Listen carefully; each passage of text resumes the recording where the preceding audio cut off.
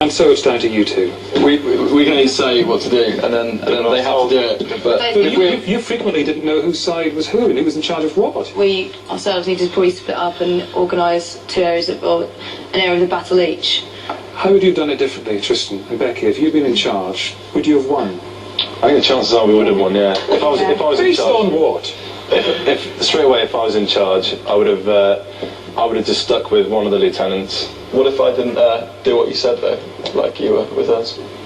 Well, it wouldn't happen under my leadership. You should have had it split into left and right from the beginning, so you had a general and a lieutenant controlling the left, that was a mistake. a general left lieutenant controlling the right, and then communicating between all four of us what's going on. I think that was a mistake on all of our parts, wasn't it, really? Oh, collective responsibility suddenly. These two were trying to ship all on Ruth and I, but I think... You wanted to be general. Well, you know, we did.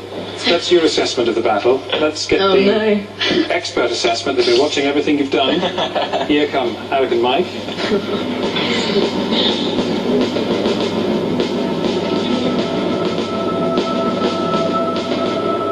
All right. Who said come off the hill? How do you think they did? Well, you mean starting off outnumbering the enemy and having every advantage and ending up massacred? It was kind of sad, really. Yeah, but they did. But they had. I mean, they could have won at one stage. Oh, yeah?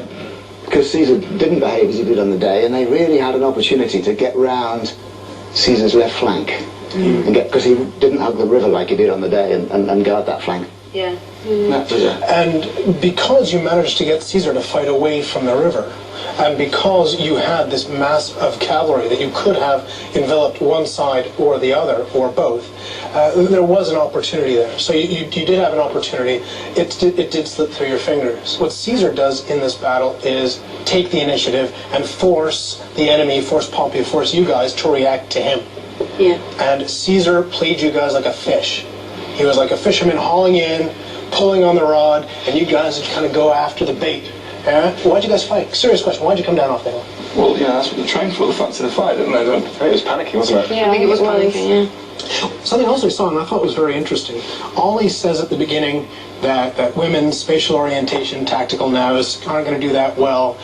You want to achieve a 3-to-1 local superiority to magnify the effect of your greater numbers. I loved hearing that. You talk the talk, but do you walk the walk? You don't. Well, you know, I'm talking the talk, and these guys are walking the walk, so, it's a poor craftsman, and that's another point. Neither of the generals empowered their lieutenants. They were not permitted to get on and fight their own corners of the battlefield. Instead, they were being micromanaged, not by Ruth, but by Ollie, because Ruth spent a lot of the time isolated behind the map board.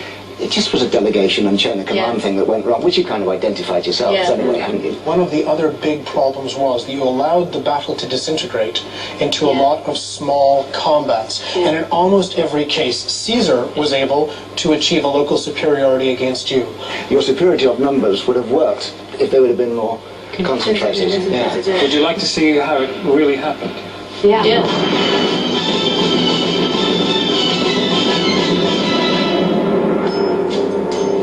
Caesar has got 8 legions, 8 hard legions.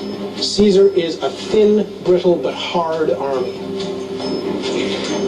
What Pompey did was he actually did come off the hill. Formed very deep.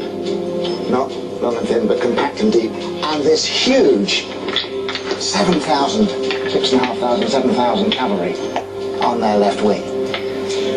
Caesar saw that concentration. He watched all of those horses move into that one end of the battlefield. He knew, because the river was over there, that that's where Pompey was going to come from. So Caesar strips out part of each legion, strips one cohort out of each legion, and sticks them behind his right flank here. But he doesn't want Pompey to see him, so he hides them behind horses. I'll come out. We're coming up a little bit, and we stop. They're just edging together. Caesar sees that Pompey's forces are not moving anymore. Caesar's leaders figure out that Pompey has ordered his people to stand fast. And so Caesar orders a charge, and you saw this during the game. He orders a charge, then they stop, they catch their breath, they reform, and then Caesar sends his legions in a very focused strike against Pompey's legions. Which Pompey's legions can take, because they're deep. He's got more men and he's got them in depth, so he can absorb it, he can take it, but it's a bitter fight going on now.